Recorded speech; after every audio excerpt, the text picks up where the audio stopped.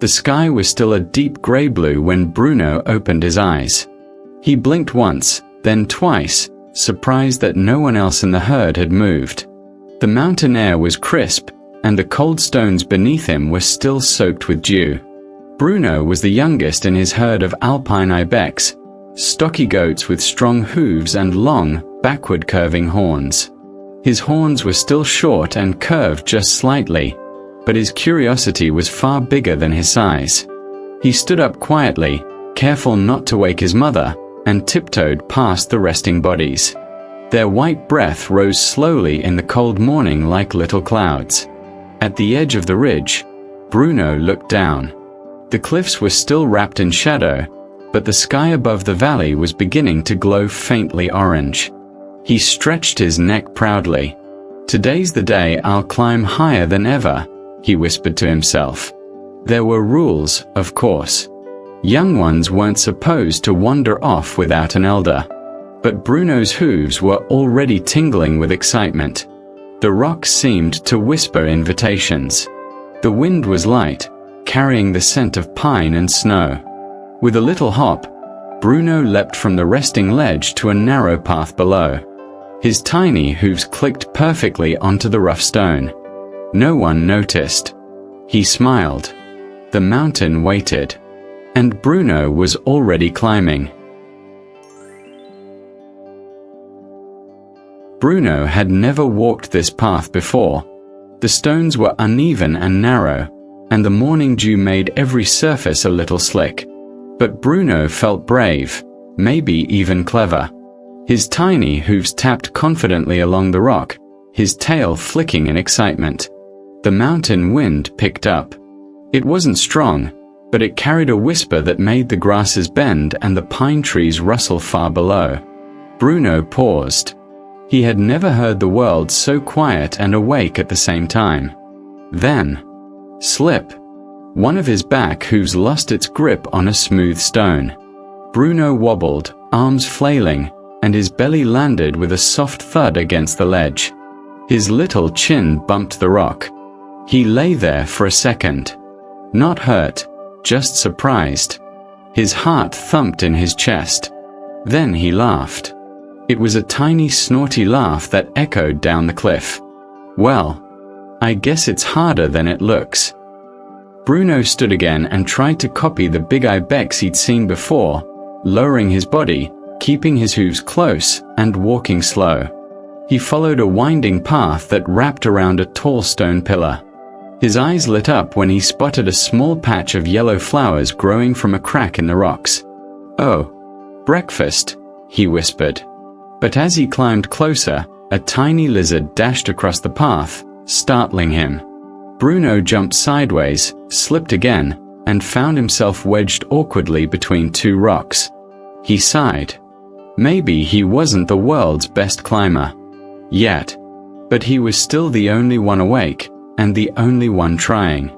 And that made him smile. Bruno finally wriggled himself free from between the rocks with a soft grunt. His fur was a little dusty, and his pride was slightly bruised, but his spirit was far from broken. Ahead of him stood a tall, smooth cliff face, taller than anything he had climbed before.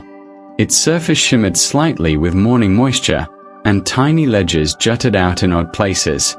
To most ibex, this would have looked impossible.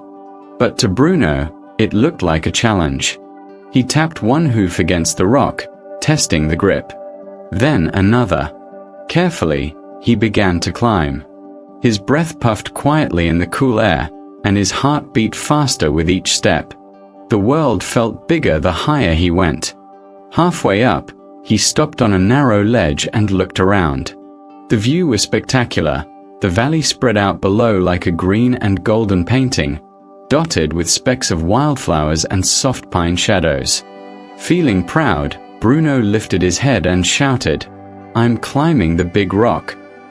His voice bounced off the stone wall and came back to him. "I'm climbing the big rock." He laughed. "Wow. Wow." Bruno spent the next few minutes making silly sounds and hearing them echo back. He even tried a tiny bleat, which made him giggle uncontrollably when it returned as a much deeper echo. But then, a gust of wind brushed against him. Bruno gripped the stone tighter, remembering that he was still on a ledge. He looked up. There was more to climb. And he wasn't ready to go back yet. With careful steps and a determined face, Bruno continued his journey up the echo wall, his ears still twitching at the sound of his own tiny voice trailing behind him. Bruno's echo faded into the wind as he climbed higher along the cliff. His little legs were starting to feel tired, but his heart was still full of excitement. The morning sun had risen higher now, casting golden light across the mountain wall. Then, just above him, a shape moved. Bruno paused. He blinked against the sun and saw another ibex. But this one was older, taller, with strong, curved horns and a calm gaze. The stranger was perched on a narrow stone ledge, completely still. Bruno's ears perked up. "Hello." The older ibex didn't speak. He only tilted his head slightly, watching Bruno with curious eyes. "I'm Bruno," said the little climber. "I'm climbing this big wall. It's my first time." Still no reply. But the stranger didn't look unkind, just quiet. After a moment, the older ibex turned and walked slowly along the edge, stepping with expert grace between jagged rocks. Bruno took a deep breath and followed.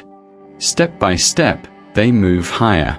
The ledge narrowed in places, forcing Bruno to crouch and focus. At one tricky turn, Bruno hesitated, but the older ibex stopped and waited, looking back. "You think I can do it?" Bruno whispered. The wind whistled softly in response. Bruno tightened his stance and made the jump. He landed safely, panting, but smiling. The older ibex gave a small nod and continued climbing. They didn't speak, but Bruno felt something warm in his chest. He wasn't alone anymore.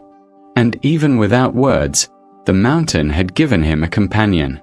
By midday, they had reached a flat resting point with a view so wide it took Bruno's breath away. The older ibex lay down and closed his eyes. Bruno curled beside him, legs tucked in, and watched the sky. Maybe, he thought, the mountain had more voices than just his echo. After their quiet rest, the older ibex stood and stretched slowly, his legs steady and sure. Bruno followed, still blinking from the brightness of the midday sun. The path ahead looked different now, steeper, sharper, and far more narrow. One section curved out like the edge of a blade, with nothing but sky on one side and a sheer drop on the other. The rock there was known as the wind step. Even from a distance, Bruno could hear the sound it made, a hollow whistling, like the mountain itself was breathing. The older ibex turned his head slightly, as if to say, "You don't have to." But Bruno swallowed his nerves and nodded. "I want to try." They approached the edge together. Bruno's hooves clacked softly on the stone. He watched the older ibex step onto the narrow ridge first, one hoof, then another, balanced like a dancer above the clouds. Now it was Bruno's turn. He placed his front hooves gently on the edge. The wind rushed against his face. He paused, not from fear, but from awe. Below him, the world dropped away into blue valleys and folded ridges. Birds soared in the distance, tiny against the cliffs. He took a deep breath. Then one step. Then another. The stone felt steady beneath him, and his body remembered the lessons of the climb. Slow steps, low body, steady breath. Halfway across, the wind howled louder. Bruno crouched, pressing close to the rock, eyes wide but focused.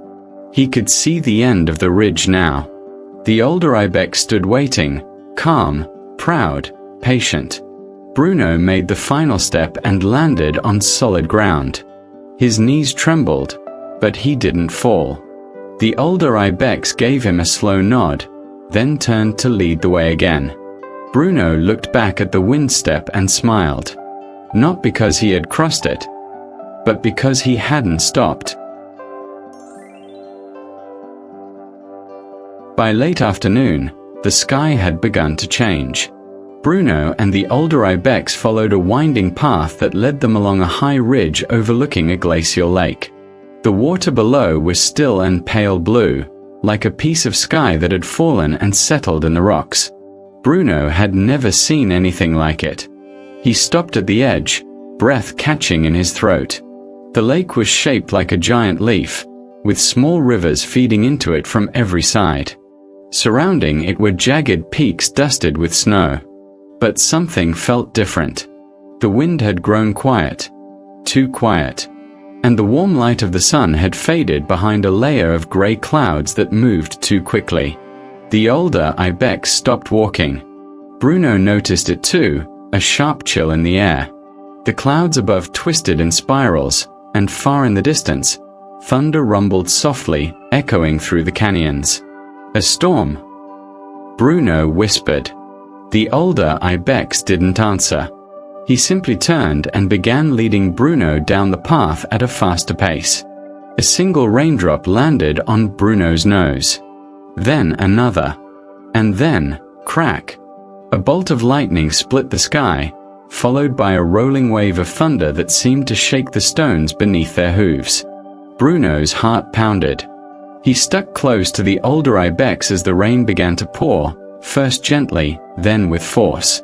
The wind returned, stronger now, whipping rain sideways and rattling through the mountain cracks. They found a shallow cave under a ledge, just high enough to crouch beneath. The stone above them dripped steadily, and the storm outside roared with wild power. Bruno trembled, not just from cold, but from how small the mountain made him feel. The older Ibex lay beside him, calm and still, like a stone that had weathered many storms. Bruno leaned close, letting the silence between thunder remind him that fear passes, like storms, and that shelter can be found even on the highest paths. Bruno opened his eyes slowly. The storm was gone. Soft light filtered through the opening of the rocky shelter. Outside, the world shimmered with freshness. Every leaf, every stone, every blade of grass glistened with dew. The air was cold and clean, like the mountain had been washed in the night. The older Ibex was already standing. He looked out over the valley, his fur still damp but his body strong as ever. Bruno stretched his legs, feeling the soreness in his joints. His fur was messy and his hooves a little muddy, but he felt different. Not just tired, stronger. They stepped out of the shelter together. Mist floated low over the path ahead. The lake below was now bright and still, reflecting the rising sun like a mirror. Birds darted between pine trees, and tiny marmots peeked from their holes, sniffing the fresh morning air. Bruno trotted ahead for a few steps, then turned back to check if the older Ibex was following. He was. They didn't speak. They didn't need to. As they continued along the winding trail, Bruno began to notice how quiet the world felt. Peaceful, not empty. The mountain wasn't just a place to climb. It was a place to listen, to feel, to grow. At a high overlook, they paused. Bruno looked far across the valley and noticed something faint in the distance, a familiar shape. His herd. Still resting far below on the morning rocks. He smiled. The journey had changed him, even if the world below was still the same. He looked up at the older Ibex and nodded. It was time to go home. The path home felt shorter. Bruno and the older Ibex descended slowly, following quiet trails that twisted between pine trunks and rolled over sun-warmed stones. The wind was gentle now, and the sunlight danced across leaves still wet from the storm.